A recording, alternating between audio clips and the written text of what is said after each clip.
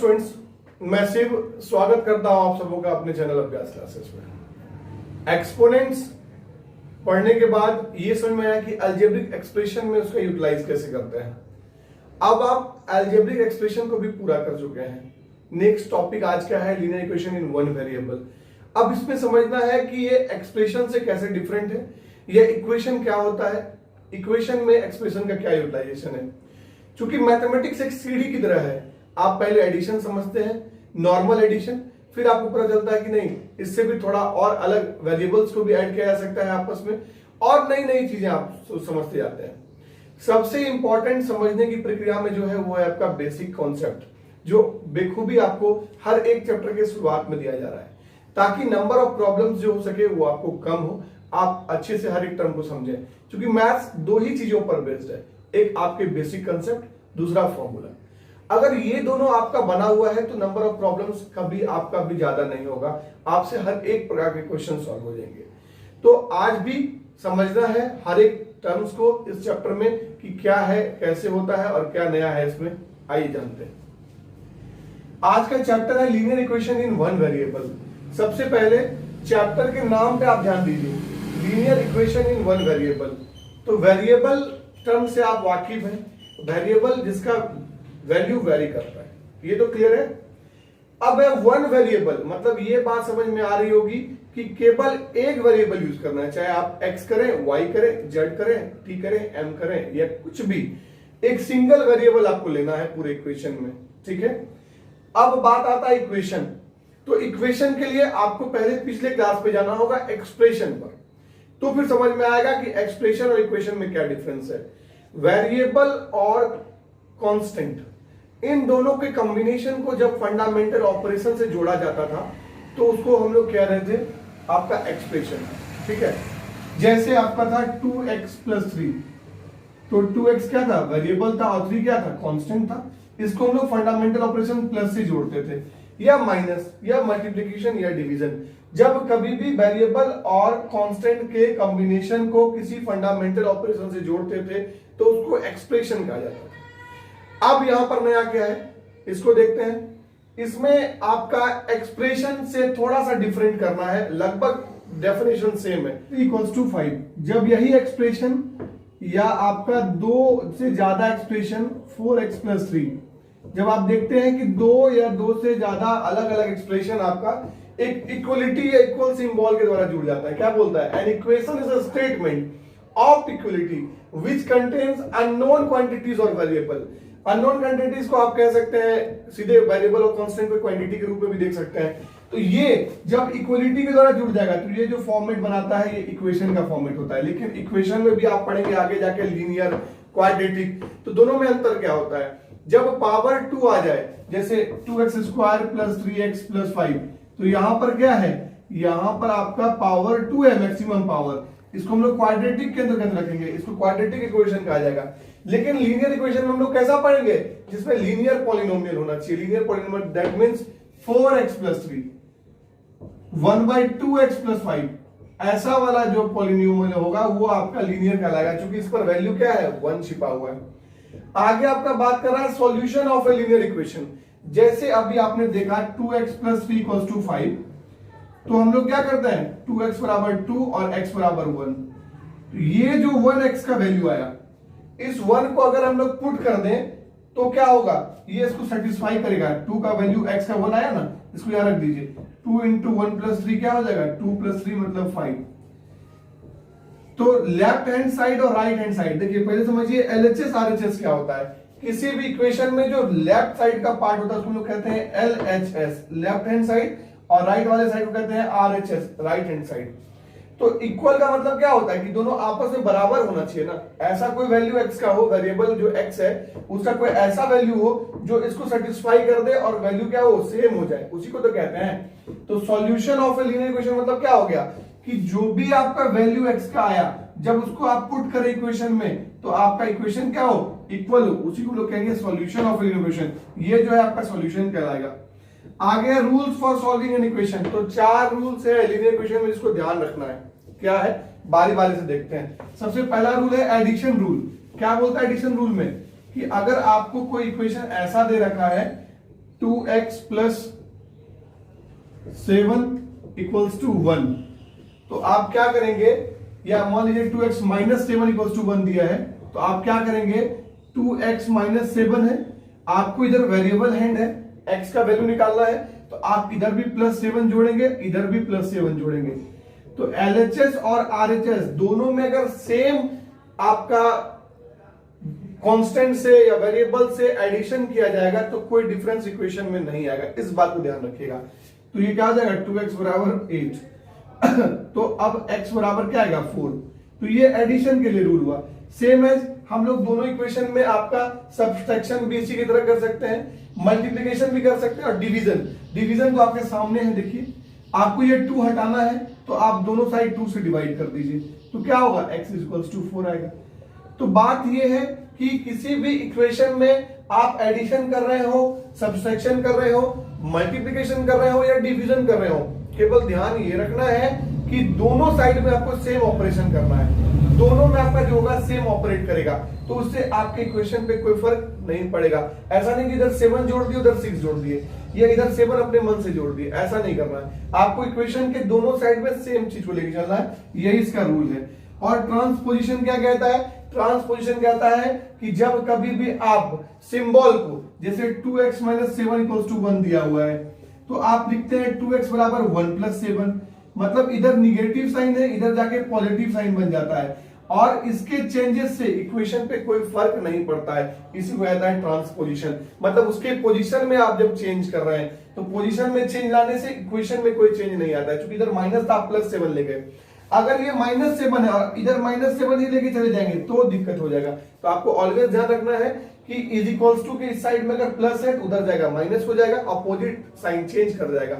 अगर इधर प्लस है तो उधर जाके माइनस होगा, माइनस है तो उधर जाके प्लस होगा। सेम एज अगर इधर मल्टीप्लीकेशन में है, x के साथ क्या है 2, मल्टीप्लीकेशन में है, तो उधर जाएगा तो क्या करते हैं, डिवीजन में कर देते हैं। तो जब भी इधर जाएगा डिवीजन, अगर इधर डिवीजन में है उधर जाके क्या होगा, मल्टीप्लीकेशन। ये ट्रांसपोजिशन की बात हो रही है, इससे इक्वेशन में कोई फर्क नहीं आएगा। तो ये कुछ बेसिक कंसेप्ट्स हैं इस चैप्टर के। अब इसके कुछ प्रॉब्लम्स को हम लोग देखते हैं। एग्जांपल नंबर 1 क्या है, पहला बेसिक क्वेश्चन है, 5x minus 6 is equals to 4x minus 2। क्या करेंगे, तो आप देखिए, आपको पहले भी बताया गया था कि जो वेरिएबल टर्म्स हैं, जो लाइक टर्म्स हैं, जो एक जैसे टर्म्स हैं, उनको एक तरफ करने का प्रयास कीजिए। तो 5x माइनस 4x बराबर -2 और +6, इसी बात को जो है ट्रांसपोजिशन कहा जा रहा था कि आपने क्या किया, वेरिएबल को बेखूबी एलएचएस में और कांस्टेंट को आरएचएस में सेपरेट कर लिया, लेकिन सिंबल का ध्यान रखते हुए। यही चीज है ट्रांसपोजिशन, जो अभी आपको कुछ देर पहले पढ़ाया जा रहा था। तो 5x में 4x गया तो क्या हो जाएगा x, और 6 में 2 जगह तो क्या हो जाएगा 4, यही x का वैल्यू 4 आया। अब इस 4 को जब आप पुट करते हैं एलएचएस में और आरएचएस में, तो आप देखेंगे कि आपका वैल्यू सेम आता है, दैट मीन सॉल्यूशन आपका सही है। इसको रख के चेक कर लेते हैं। 5 इंटू 4 माइनस 6, तो 20 माइनस 6 मतलब 14, और इधर क्या हो जाएगा 4 into 4 minus 2, 16 minus 2 equals to 14। तो 14 बराबर हो गया, मतलब ये सॉल्यूशन आपका सही है। नेक्स्ट क्वेश्चन देखते हैं, क्वेश्चन नंबर 3 क्या कह रहा है, 2y plus 11/4 is equals to 1/3y plus 2। अब यहां पर भी y वाले टर्म को आप सेपरेट कर लीजिए, 2y minus 1/3y is equals to 2 minus 11/4। तो क्या होगा, 3 आपका एलसीएम आ जाएगा, 3 2 6y minus y is equals to 4 LCM हो जाएगा, 4 2 8 माइनस 11। तो 6y में y चला गया, 5y/3 इज इक्वल्स टू -3/4। तो अब ये क्या होगा, 5y इक्वल्स टू -3/4 इंटू 3, और ये 5 को घटा दीजिए, बाई 5 आ जाएगा इधर, तो y का वैल्यू हो जाएगा -9/20। क्लियर है, वैल्यू को पुट करेंगे एलएचएस आरएचएस में, वैल्यू सही है कि गलत है ये आपको समझ में आ जाएगा। नेक्स्ट क्वेश्चन देखते हैं, एग्जांपल नंबर 5।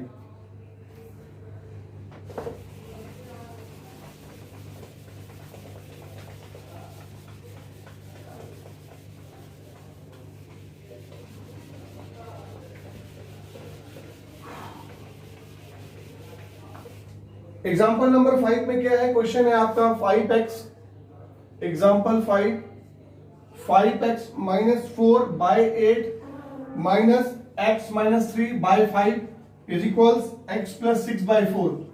देखिए सेम एज हम लोग क्या करेंगे, 8 5 जा 40 एलसीएम ले लेंगे, 8 से 5 टाइम्स में, तो 5 इंटू 5x माइनस 4 हो जाएगा, माइनस 8 इंटू एक्स माइनस 3 हो जाएगा, इज इक्वल्स x प्लस 6/4 आएगा।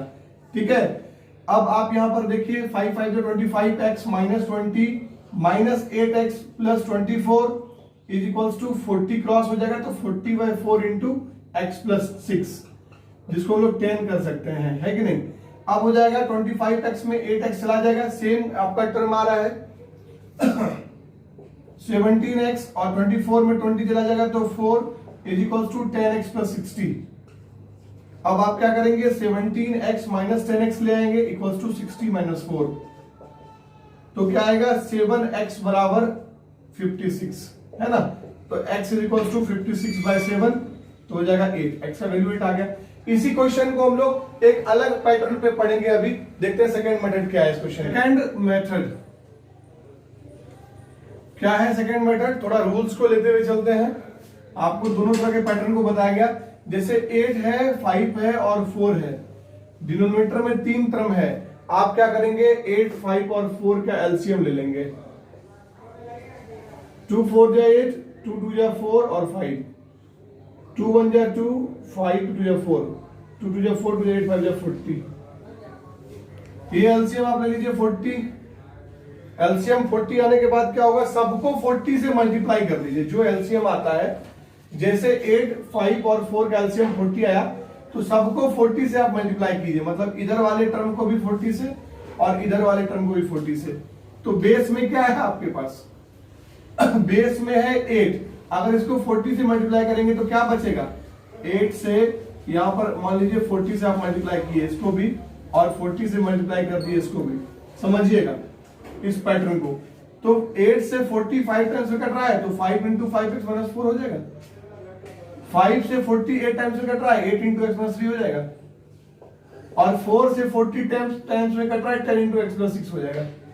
अब देखिए कितना आसान हो गया ये, 25x minus 20 minus 8x plus 24 is equal 10x plus 60। 25x minus 8x 17x plus 4 is equal to 10x plus 60। अब हम लोग ट्रांसपोजिशन करेंगे, क्या करेंगे, इसको x को एक तरफ ले आएंगे और 60 माइनस 4 हो जाएगा, क्या आ गया 7x बराबर 56। अब आप क्या कर सकते हैं, dividing both the sides by 7, तो क्या होगा x बराबर 8। तो हम लोग ये टर्म जो रूल्स को पढ़े उस रूल्स को यूटिलाइज कर लिए इस जगह पर। तो दो तरह से आपको क्वेश्चन बताया गया, एक तो जो सीधा तरीके से लिनियर इक्वेशन सॉल्व करते हैं, दूसरा जो आपको अभी स्टेप वाइज करना है कि dividing both the term by 7 या dividing both LHS and RHS by 7, ये मेंशन कर देना है स्टेप को। तो आपका यहां पर आ जाएगा x का 8, यहां पर आप एलसीएम ले लेंगे 8, 5 और 4 का, तो 40 आ जाएगा।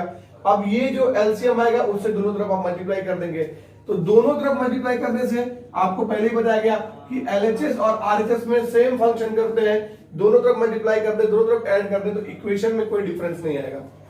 आगे आपके एग्जांपल में कुछ एक क्वेश्चन है आपका डेसिमल बेस्ड पर, जो एग्जांपल नंबर 8 है, उसको डिस्कस कर लेते हैं। लगभग सारा प्रॉब्लम डिस्कस हो जाएगा, फिर आप अपने से इसका एक्सरसाइज सॉल्व करेंगे, तो आपसे एक्सरसाइज सॉल्व होगा और आसानी से होगा। एक थोड़ा डिफरेंट है डेसिमल, डिस्कस करते हैं उसको, एग्जांपल नंबर 8 को।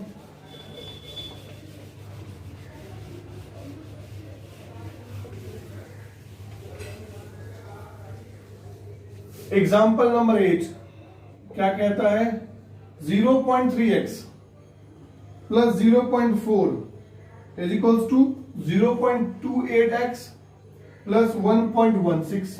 ओके, तो आप x वाले टर्म को एक तरफ कर लेंगे, 0.3x minus 0.28x equals to 1.16 minus 0.4। तो अब सब्सट्रैक्शन में दिक्कत होगा तो यहां समझिए, डेसिमल के सीध में डेसिमल को हम लोग लिखते हैं एक सीधे में। अगर यहां पर ब्लैंक है तो आप 0 दे सकते हैं, डेसिमल के बाद 0 दे सकते हैं। 10 में हट गया 2, कैरी किया 0.02, तो 0.02x हो गया। और इसको भी समझ लीजिए 1.16 है, 0.4 लिख लेंगे, डेसिमल के बाद जो ब्लैंक स्पेस है 0 दे देंगे, माइनस करेंगे तो 6 आएगा, 11 में 4 जाएगा 7 0। ओके, तो 0.76। अब आप दोनों टर्म को 0.2 से डिवाइड कीजिए या आप इसको इधर ले आइए, एक ही बात है। तो 0.76 बाय 0.02, क्योंकि डेसिमल के बाद 2 इधर भी है इधर भी है, दोनों आपका कैंसिल हो जाएगा। तो 76/2 को आप जब करेंगे कैंसिल आउट, 2 3 6, 2 8 76, तो x कितना आ गया 38, और यही आंसर है। तो बेसिकली जितने भी फ्रैक्शन बेस्ड नॉर्मल आपका जो क्वेश्चन था और डेसिमल बेस्ड सारे प्रॉब्लम्स को डिस्कस कर दिए गए आज के चैप्टर के साथ। कंसेप्ट आपको बता दिया गया, इक्वेशन क्या होता है, एक्सप्रेशन से कैसे डिफरेंट है, लीनियर इक्वेशन में हम लोग जो कंसेप्ट है बेसिक सब कुछ देख गए। आपसे उम्मीद है कि आप इसके अगले एक्सरसाइज को सॉल्व करेंगे और जो भी प्रॉब्लम्स होगा उसको हमारे टेलीग्राम चैनल पे शेयर करेंगे। हम उन प्रॉब्लम्स को नेक्स्ट वीडियो में एक्सरसाइज के साथ डिस्कस कर देंगे। तब तक के लिए धन्यवाद।